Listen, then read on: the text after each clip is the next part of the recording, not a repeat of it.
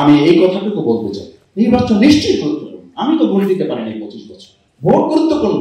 কিন্তু আমরা যখন আবার এই কথা আমরা যখন এই কথা বলি যে আমরা কি একটা শুধু ভোটের জন্য এই আন্দোলন করেছে লোকে, আমি বহুবার বহু জায়গায় বলেছি যে আমাদের বাংলাদেশের 53 বছরে এরকম সরকার পতন কি কখনো হয়েছে যে সরকারের প্রধান থেকে শুরু করে একদম ইমাম পর্যন্ত দেশ ছেড়ে পালিয়েছে? সেরকম একটা প্রেক্ষাপটে আপনি বলবেন 3 মাসে 6 মাসে 1 বছরের মাথায় কেন নির্বাচন দেওয়া হলো না? এই নির্বাচন না দেওয়ার কারণেই বিচার হচ্ছে না, এই নির্বাচন না দেওয়ার কারণেই সংস্কার হচ্ছে না, এই নির্বাচন না দেওয়ার কারণেই শহীদরা আজকে লাঞ্ছিত, এই নির্বাচন না দেওয়ার কারণেই জুলাই যোদ্ধাদের সম্মান দেওয়া যাচ্ছে না। মানে যা কিছু হচ্ছে না, সব কিছু হচ্ছে না কি কারণে?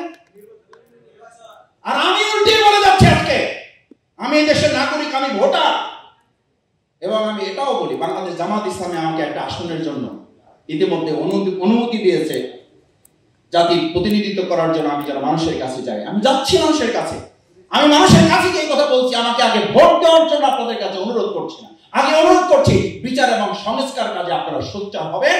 বিচার সংস্কার না হলে আপনি আবার সেই 53 বছরের আপনার ভোট আপনি দিতে পারবেন না।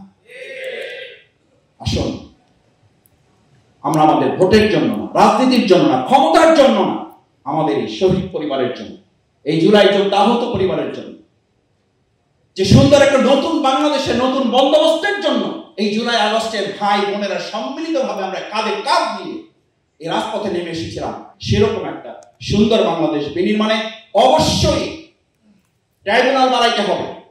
আমরা আজকে দাবি তুলতে চাই অবশ্যই সেখানে প্রসিকিউটর বাড়াইতে হবে, সেখানে প্রসিকিউশনে যারা আছেন তাদের সংখ্যা বাড়াতে হবে, তাদেরকে সব ধরনের সহযোগিতা দিয়ে সরকারকে প্রমাণ করতে হবে তারা এই অন্তর্বর্তীকালীন সরকার শুধুমাত্র আমাদের কয়েকজন মানুষের সরকার না, তারা এই শহীদ পরিবার আহত জুলাই যোদ্ধাদের সরকার, রক্তের উপরে বসা সরকার। সেই রক্তের ঋণ শোধ করার জন্য তাদের ভূমিকা পালনের উদাত্ত আহ্বান জানিয়ে আপনাদের কথার সাথে সমস্ত যৌক্তিক দাবিগুলোর সাথে বাংলাদেশ জামাত ইসলামী শুধু একমত না, শুধু সহমত না, এই দাবি আদায় করার ছাড়া আমরা বাংলাদেশের আগামী দিনের কোন উন্নয়ন, অগ্রগতি এবং এই অর্জিত স্বাধীনতা আমরা ধরে রাখতে পারবো না, এটার সাথে আমরা একমত।